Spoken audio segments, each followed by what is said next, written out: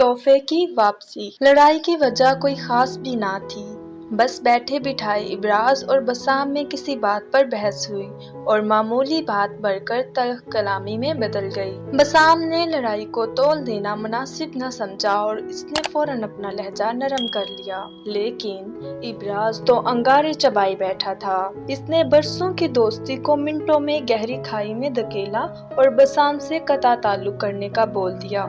अपने अजीज दोस्त के मुंह से ये बात सुनकर वो हैरान रह गया।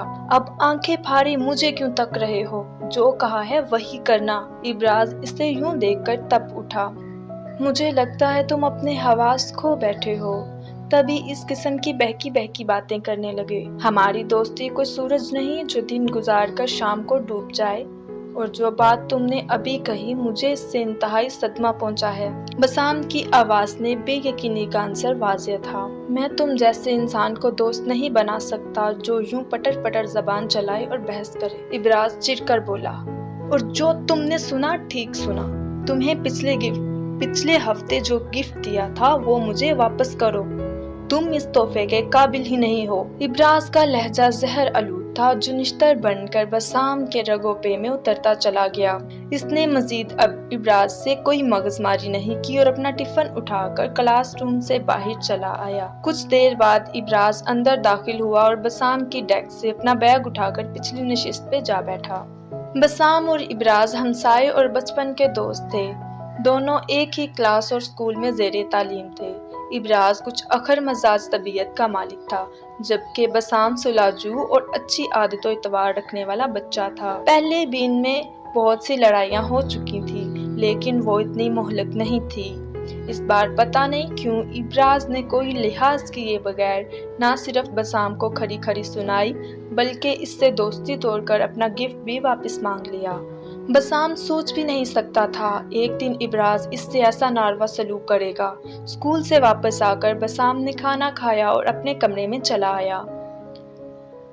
अलमारी से उसने एक पेन और खूबसूरत जिल्द वाली डायरी उठाई और इसे गिफ्ट रैपर में पैक करने लगा। इब्राज ने इसे यही तोहफा दिया था। बसाम ने कल सुबह इब्राज को ये वापस देना था। शाम को दरवाजे पर दस्तक हुई। बसाम ने दरवाजा खोला तो बाहर इब्राज खड़ा था। तुम? बसाम कुछ हैरान हुआ। आज होने वाले झगड़े के बाद इसे इब्राज को अपने दरवाजे पे देखकर हैरानी हुई। बसाम ने सोचा कि शायद जी अपना दिया हुआ गिफ्ट वापस लेने आया है। एक मिनट ठहरो, मैं अभी तुम्हारा गिफ्ट वापस लाता हूँ, बसाम ने स्पार्ट लहजे में कहा और वापस अंदर मुड़ने लगा।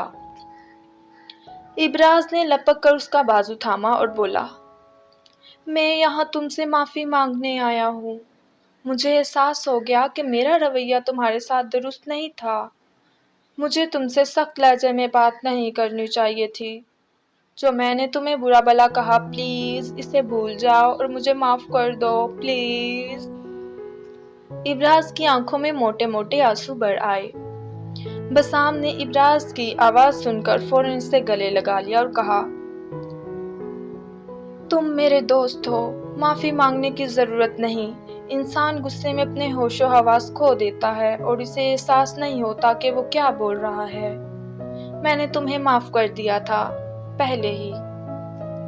इब्राज ने तशक्कुर भरी नजरों से उसे देखा। आओ अंदर आओ, अब के सारे आंसू यहीं खरे खरे बहाओगे? बसाम हल्के फुल्के अंदाज में बोला।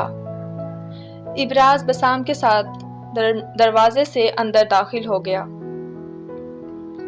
कमरे में बैठकर दोनों ने दोबारा एक दूसरे से माजरत की और अपने दिल से सब मैल की चाल बाहर निकाल की। जब तुमने तोहफा वापसी लेने की बात की तो मुझे एक हदीस मुबारका याद आ गई थी।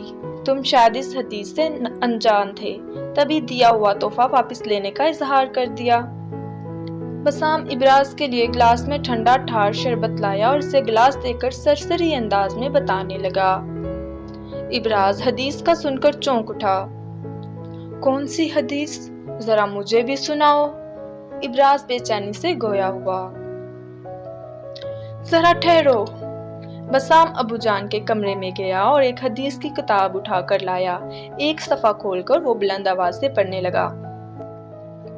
سیدنا ابن عمر اور ابن عباس رضی اللہ تعالیٰ عنہ سے مروی ہے کہ رسول صلی اللہ علیہ وآلہ وسلم نے فرمایا، کسی مسلمان آدمی کے لیے عطیہ دے کر واپس لینا جائز نہیں۔ ہاں، والد نے جو اپنے بچوں کو دیا ہو وہ واپس لے سکتا ہے۔ ابراز کا چہرہ سفید ہو گیا تھا۔ گلاس ایک سائڈ پہ رکھ کے وہ اپنی جگہ بے جان سا بیٹھ گیا۔ وہ انجانے میں نبی کریم صلی اللہ علیہ وآلہ وسلم کی نافرمانی کرنے جا رہا تھا۔ ابراز کا سر شرمندگی سے جھکا کا جھکا رہتا